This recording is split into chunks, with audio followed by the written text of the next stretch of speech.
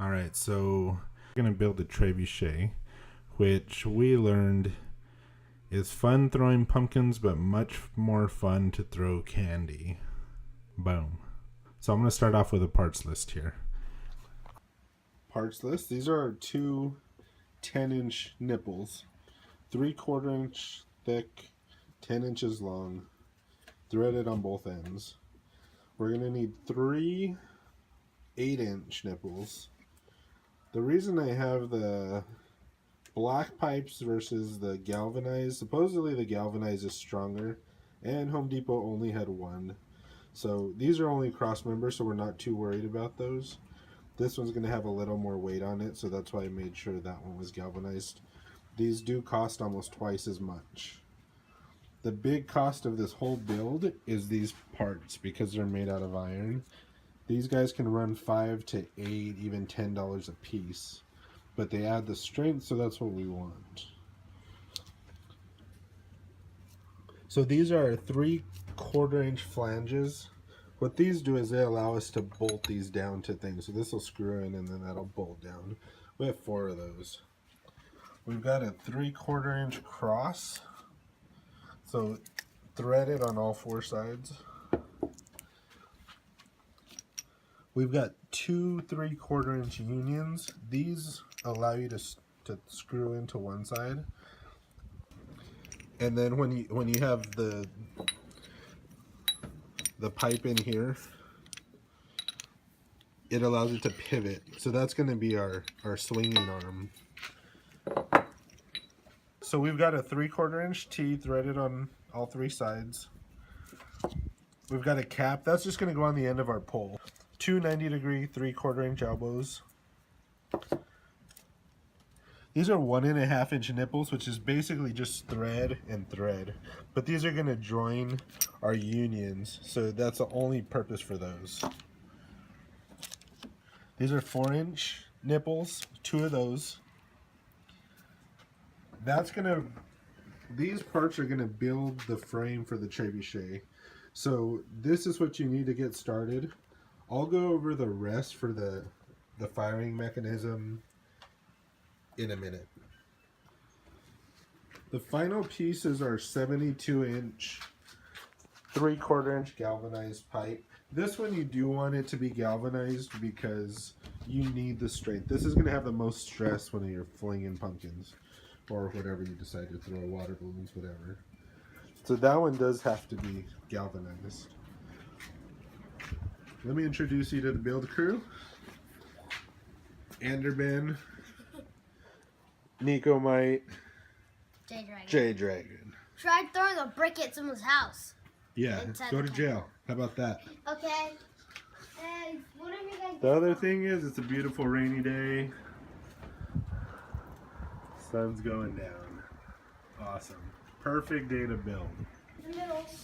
Okay, so what we got here, just a piece of plywood. This is going to be our base.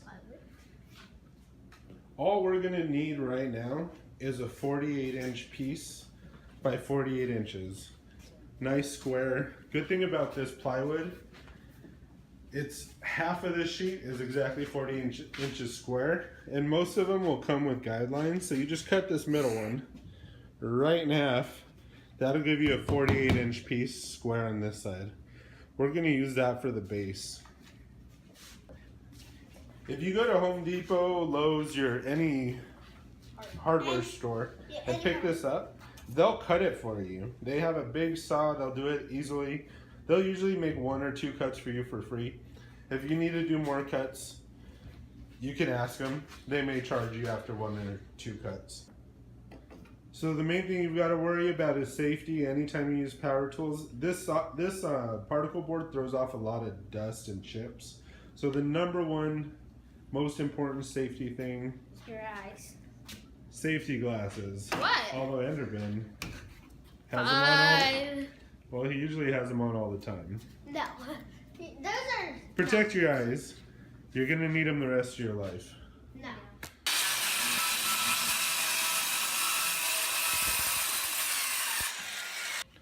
So for this part, we're gonna need a 2x6. If you get it 10 feet long, you'll have enough room to cut your 4 supports and have just a few inches of waste. So we're gonna cut 4 pieces at 28 inches. I had them cut this in half because it barely fit in my car. So if they do that, you'll be able to cut 2 off of each half, and then you'll just have a little bit of waste. So I'm gonna mark my 28 inches, and then we'll cut 4 of those.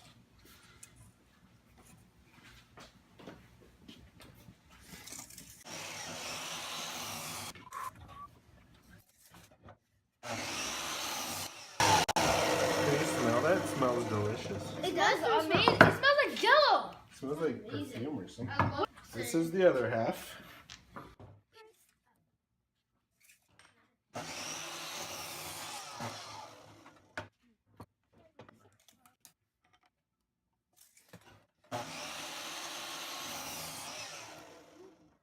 So we're gonna attach these together, 2 of those 28-inch pieces to make 1 column. That's gonna be our support. It needs to be quite a bit of support because what we're gonna be launching is gonna have quite a bit of weight.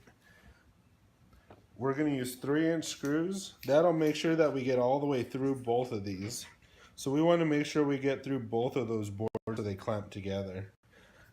I'm gonna pre-drill them because if I try to just put this in, I may split this board at the end since we're gonna be putting them in near the end. One trick I like to do, let me see if I can get it on camera here. Here's a trick.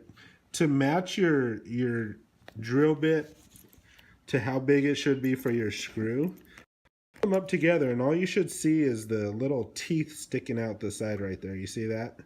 So that means this drill bit is the same thickness as the shaft of that screw. So I'm going to drill that out, and then all that's going to be left is wood to grab onto those little teeth. That way you don't have to try to measure the thickness of the screw or anything.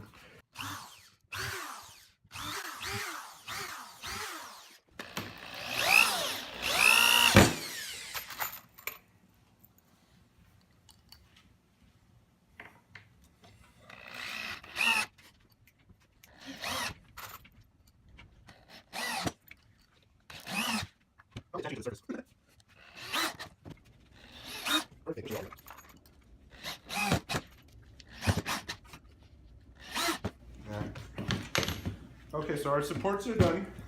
Sturdy, heavy, hefty, cinch sack. All right. So we're gonna attach our posts right in the middle of this board. And we need 24 inches between them to account for our swing arm. So that leaves us 9 1/4 inches here and 21 1/4 inches here. So that's going to be our back corner. So if you mark 21 1/4 inches and 9 1/4 inches, that's going to be your back corner there. And you can actually do the same on the other side.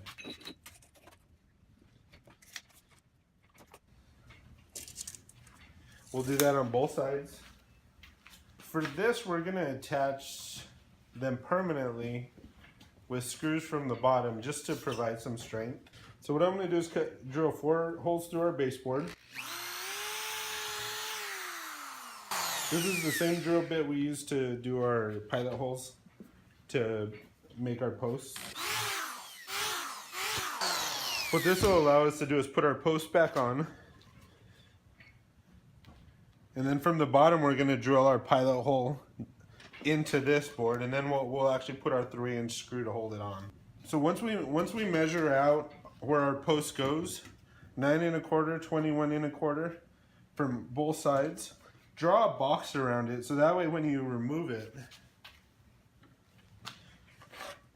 mark where it's at on your board so when you remove it, you can see where that box is, and then you can just draw your pilot holes through that. So we're going to use 3-inch screws to attach this. Center it back on your box. This helps if you have a helper. If not, you can do this on its side, but it just makes it a little harder. So have your helper hold that there.